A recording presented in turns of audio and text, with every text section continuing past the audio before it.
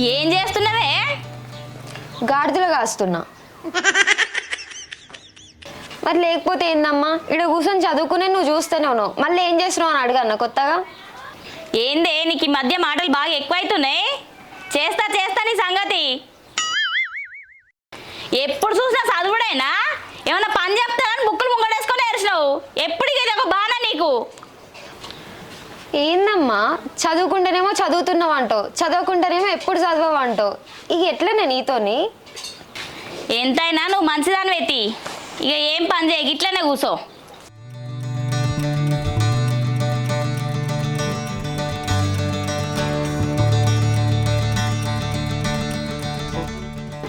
ఈడిన్ మా ఇంటికి వస్తుండు.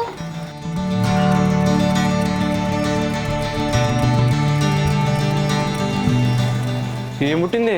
ఫోన్ చేసి లిఫ్ట్ చేస్తలేవు, మెసేజ్ చేస్తూ చూస్తలేవు. మీ అమ్మ చెప్పన్నా ఉందా మా అత్త?